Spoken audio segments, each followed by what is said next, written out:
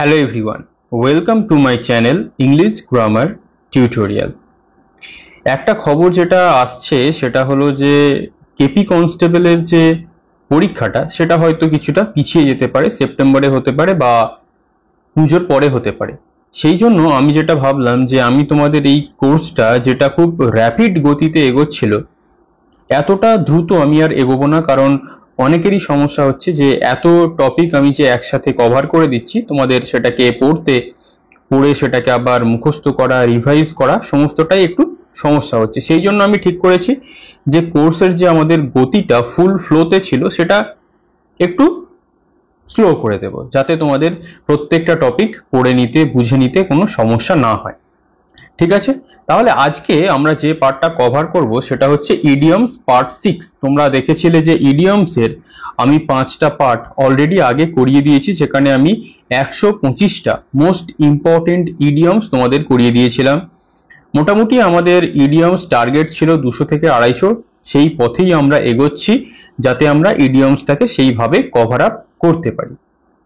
তাহলে তোমরা যারা আগে 125টা করেছিলে সেগুলো আশা করব যে তোমরা সেগুলো সব রিভাইজ করে দিয়েছো, মুখস্থ করে নিয়েছো। কারণ ইডিয়মস এমনই একটা জিনিস, এটা ঠিক একটা সেন্টেন্সে বা ইডিয়মসে যা লেখা থাকে সেটা যদি আমি ওয়ার্ড বাই ওয়ার্ড মিনিং করি, আমরা কিন্তু কি করব, সেটাতে কিছুই বুঝতে পারবো না। এটার ওয়ার্ড বাই ওয়ার্ড যা বলছে এবং বাস্তবে তার যা মিনিং সেটা সম্পূর্ণ আলাদা। এই জন্য এটাকে একটু বুঝে বুঝে আমাদের পড়তে হবে এবং বারবার রিভাইজ করতে হবে যাতে এগুলো আমি ভুলে না যাই। এবং আমি তোমাদের বিভিন্ন পরীক্ষায় আসা, বিশেষ করে যেহেতু ডাব্লিউবিপি আর কেপি কনস্টেবল একটা 10th স্ট্যান্ডার্ডের পরীক্ষা, বিভিন্ন 10th স্ট্যান্ডার্ড পরীক্ষায় বিশেষ করে এমটিএস বা অন্যান্য যেসব পরীক্ষাগুলো আছে যেখানে মাধ্যমিক পাশের পরীক্ষা, সেই সব পরীক্ষাতে যে মোস্ট ইম্পর্টেন্ট ইডিয়মস গুলো আছে আমি তোমাদেরকে বেছে বেছে সেইগুলোই করাচ্ছি, যাতে তোমাদের অন্তত 2-3টে যাই আসুক না কেন যাতে সেটা কমন পেতে পারো। কিন্তু তোমাদের একটা ধারণা আছে যে আমি বলছি মানে সেগুলোই কমন আসবে। দেখো, ভোক্যাব পার্ট আমি তোমাদের মোস্ট ইম্পর্টেন্ট করিয়ে দিচ্ছি, ঠিক আছে, কিন্তু আমি এটা 100% গ্যারান্টি দিয়ে বলতে পারবো না যে এইগুলোই কমন আসবে।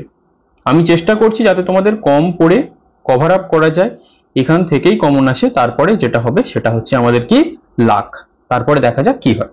ক্লিয়ার? তাহলে চলো আজকের ক্লাস শুরু করা যাক। 126, কারণ আমাদের 125 পর্যন্ত হয়ে গেছিল। কি বলছে? To foot the bill. To foot the bill এটা হচ্ছে ইডিয়মস। তার মানেটা কি?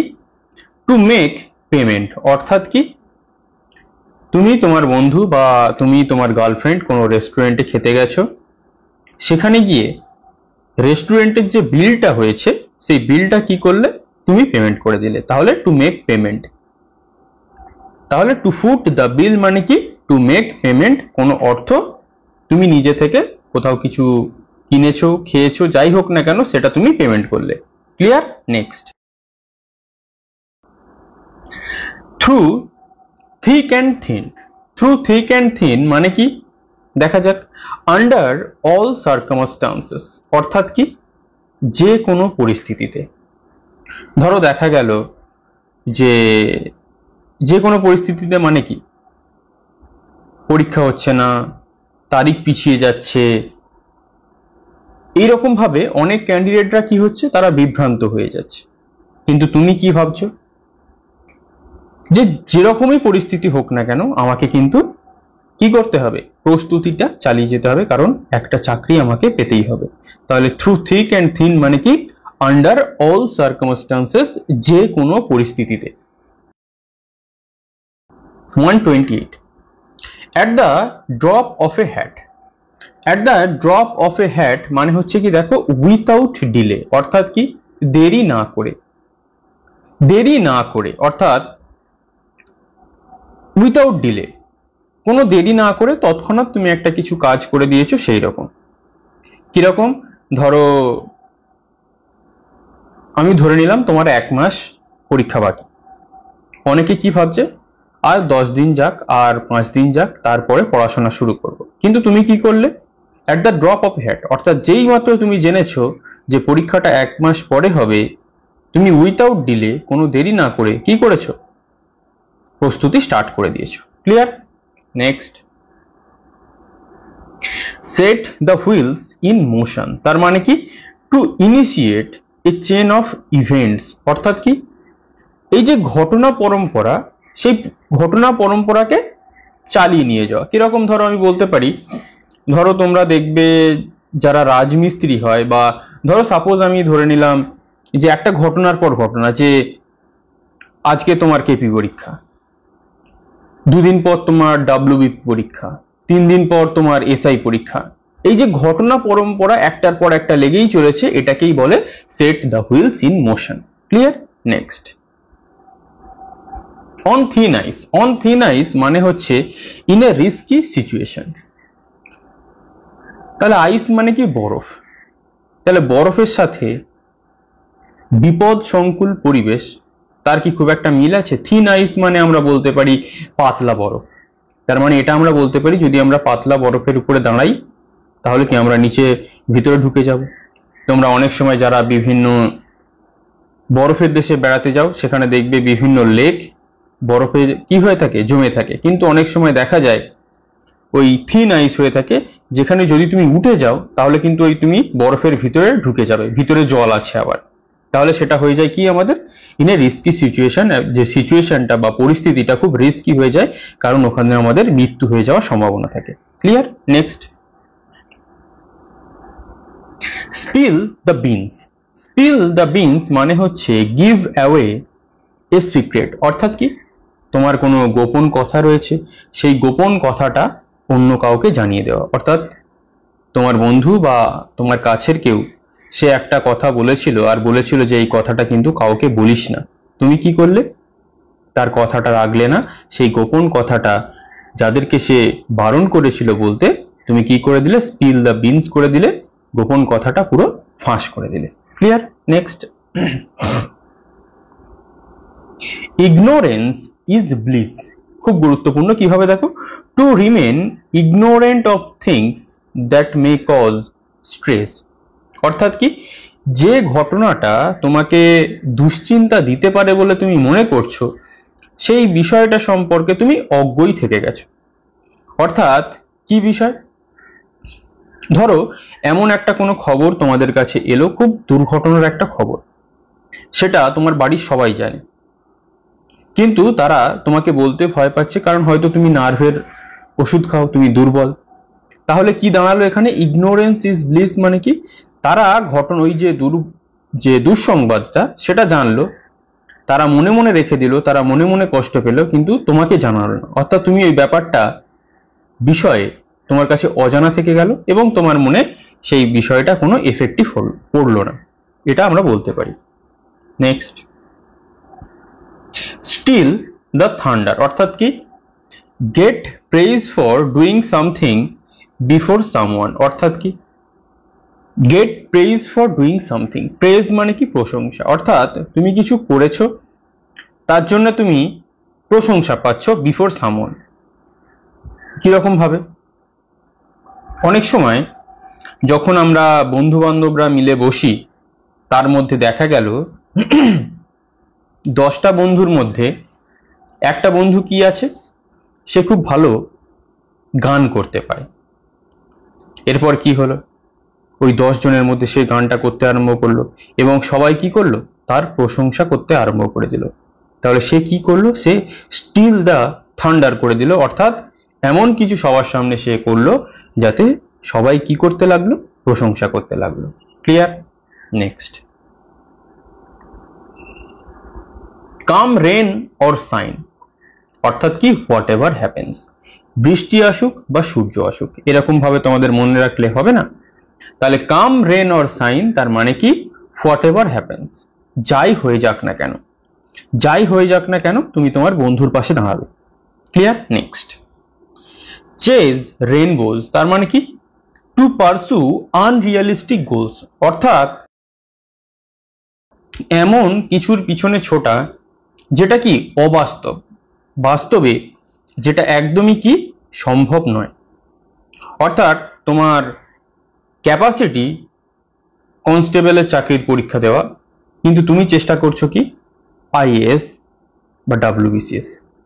হয়তো দেখা গেল তোমার সেই ক্যাপাসিটি নেই, তাহলে তুমি কি অবাস্তব জিনিসের পেছনে ছুটে বেড়াচ্ছ। কিন্তু যদি তুমি ডাব্লিউবিপির পেছনে ছোটো, তাহলে দেখবে হয়তো তুমি চাকরিটা পেয়ে গেছো, কারণ যার যেরকম ক্যাপাসিটি। এবারে চেষ্টা করলে সবাই পারতে পারে, কিন্তু কিছু জনের ক্যাপাসিটি থাকে না। Clear? Next, hold someone or something at bay, তার মানে কি prevent someone or something from moving closer. অর্থাৎ কেউ একজন তোমার কাছে আসতে চাইছে বা যে কোনো কিছু তোমার কাছে আসতে চাইছে, তুমি তাকে প্রতিরোধ করছো বা বাধা দিচ্ছ কাছে না আসার জন্য, অর্থাৎ তুমি তাকে দূরে ঠেলে দিচ্ছ, এরকম আমরা বলতে পারি। তাহলে কি কাউকে কাছে আসা থেকে বাধা দেওয়া বা প্রতিরোধ করা। Clear? Next, ফোমিং at the mouth, তার মানে কি টু বি এনরেজড অ্যান্ড সুইট।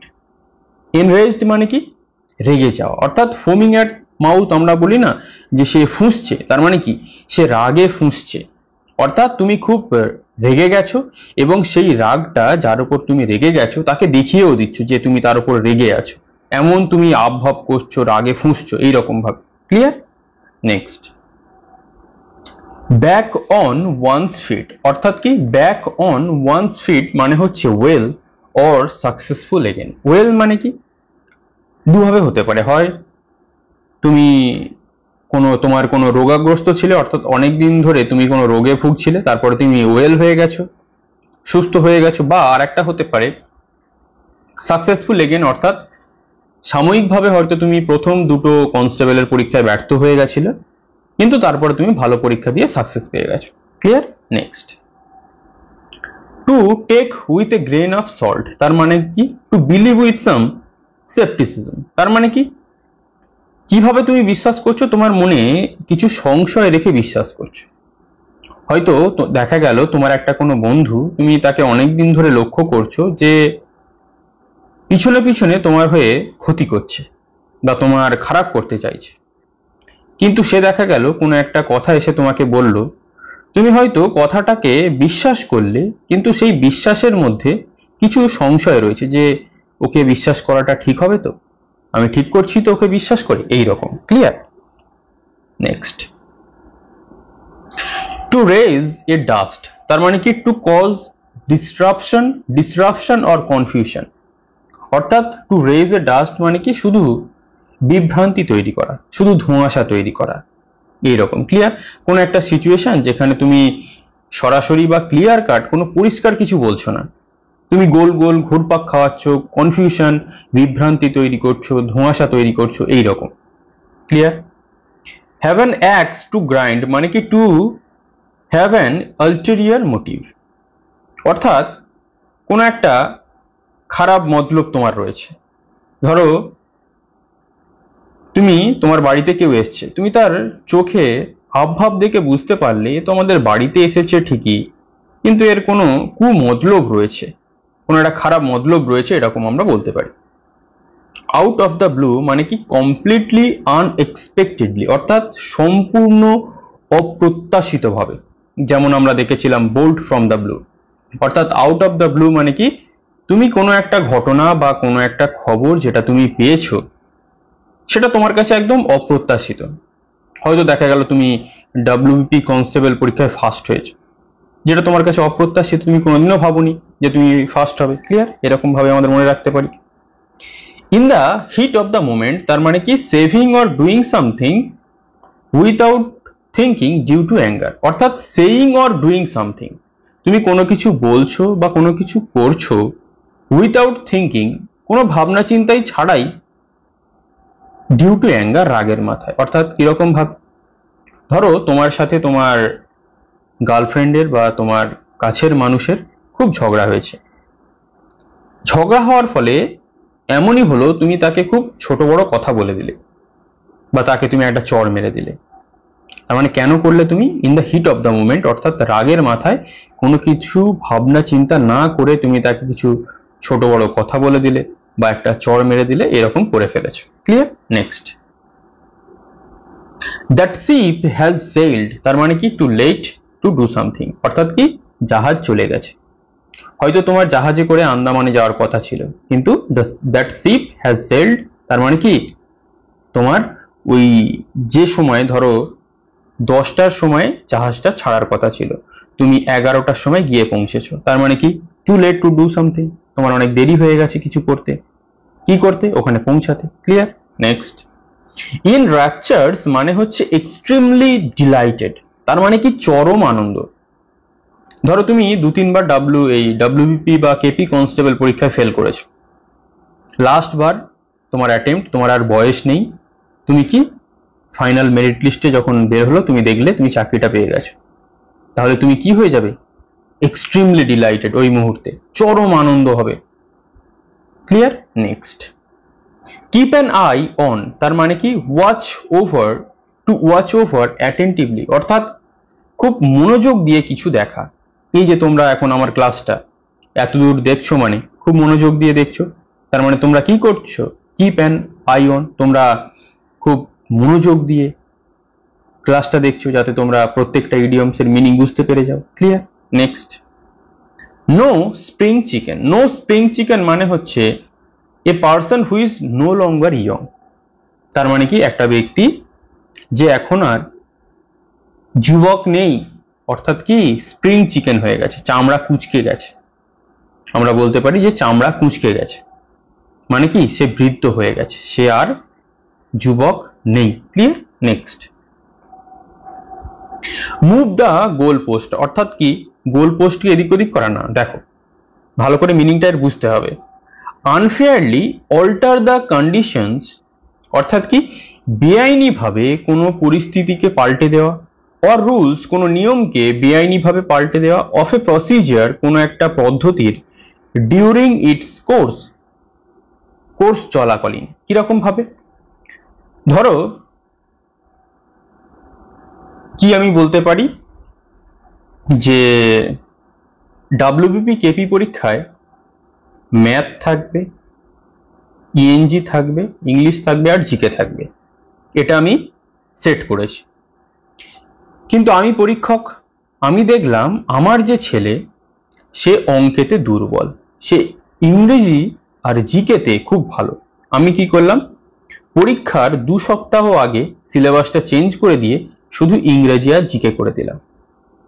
অর্থাৎ কি আমি আনফেয়ারলি পরীক্ষার নিয়ম কানুন কন্ডিশন সমস্তটাই কি পাল্টে দিলাম চলাকালীন। অর্থাৎ তারা কিন্তু জানতো যে তারা এই টপিকে তাদের পরীক্ষা দিতে হবে 3টে। অর্থাৎ কি একদম কোর্স চলাকালীন কোনো নিয়ম কানুন যদি আমরা পাল্টে দিই সেটাকে আমরা বলি move the goal post. Crying for the moon, অর্থাৎ কি চাঁদের জন্য কান্নাকাটি করা না।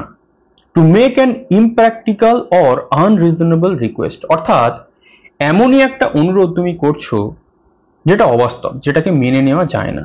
অর্থাৎ কি তুমি তোমার বাবাকে বললে, হয়তো তোমার বাবা খুব গরিব, তুমি বাবাকে বললে যে আমার একটা মার্সিডিজ বেঞ্চ গাড়ি দরকার, শাহরুখ খান চড়ে, 1.5 কোটি টাকা দাম, তোমার বাবা সেটা কোনোদিনও এনে দিতে পারবে না বা অ্যাফোর্ড করতে পারবে না, তাহলে তুমি কি করছো?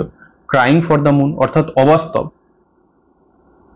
যে জিনিস সেটাকে চাইছো। ক্লিয়ার? নেক্সট,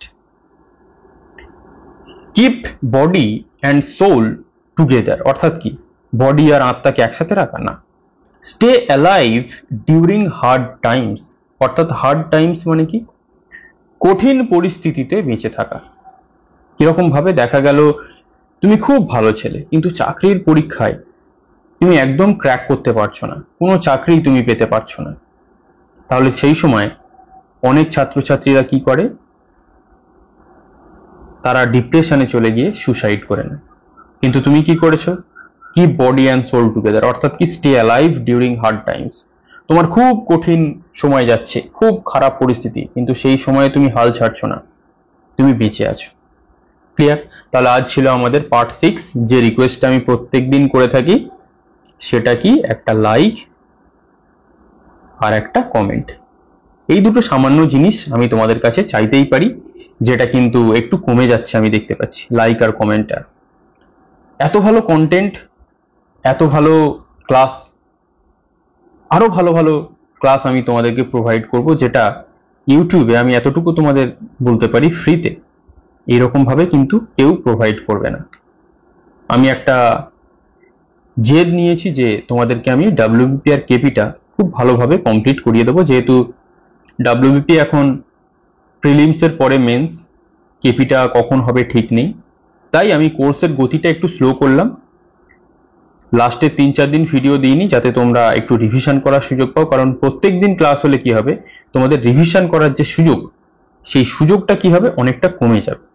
তাই তোমরা একটা ক্লাস দেখো, রিভিশন দাও, তারপরে আবার ক্লাস আনবো। এইভাবে মোটামুটি আমি কোর্সটাকে কমপ্লিট করানোর চেষ্টা করছি।